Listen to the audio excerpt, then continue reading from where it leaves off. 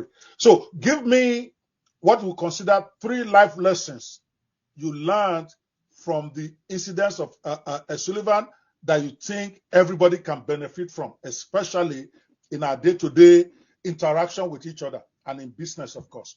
Go. You bet. One of the greatest lessons I ever learned is that we are more similar than we are different. And when I started to really think about this in my early years as a police officer, it made a difference because I was then able to put myself in the shoes of other people. We all laugh, love, and bleed in the same way. Now, we talked about skin color. We talked about religious beliefs.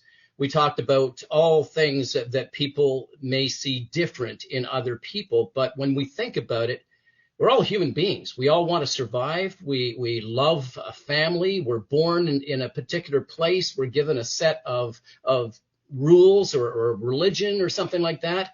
But when we go down to the core, everybody wants to be seen and heard. Everybody wants to be validated. Everybody wants to live a good life. So we are more similar than we are different. How does this apply to life? It applies to life when you're talking to someone who may be in crisis. Maybe it's a loved one. And all of a sudden they are emotional, they're upset, they're angry. If we then put ourselves in their shoes, what is it that they would like to hear from us? Would they like to hear some advice, or do they just want us to listen?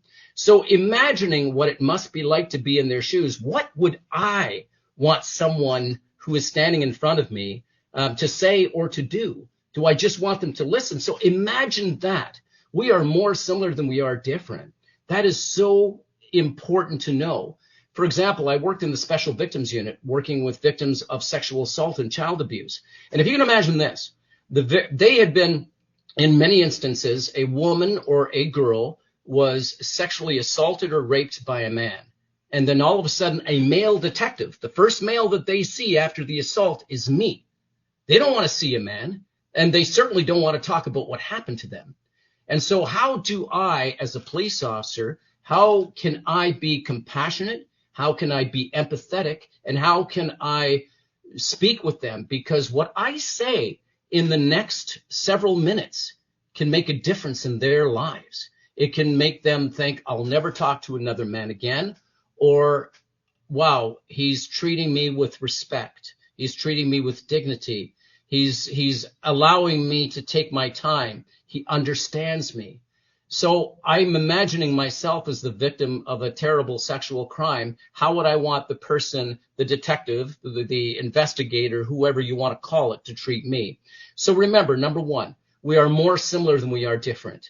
In this way, we can treat people the way that we would like to be treated ourselves. That is the golden rule. And the platinum rule is that we can treat people the way that they would like to be treated.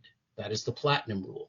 Now, the second rule or lesson that I would like to share, one of the most profound lessons that I learned, is that you get what you give.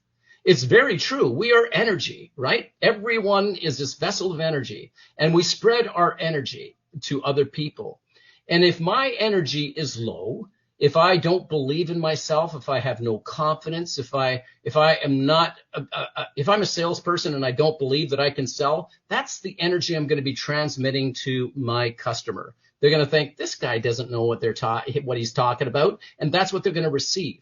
So you get what you give. The same applies when you have confidence. And when you are very self-assured, you have this energy, you walk into the room and you want to transmit this energy, which will get transmitted no matter what you say or do, it's going to come out of you. So people are going to receive what you give.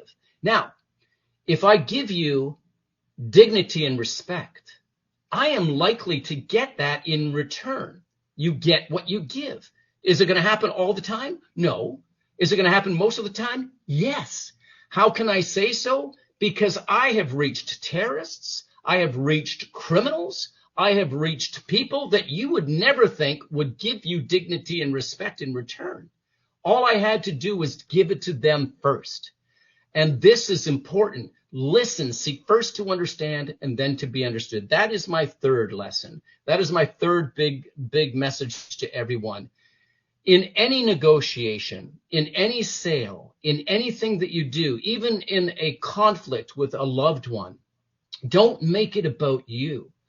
Your intent should be focused on the person that you're with. Seek first to understand, what is it that you're going through? How can I help? Let me listen. And please tell me what's going on. How can I help you get from point A to point B?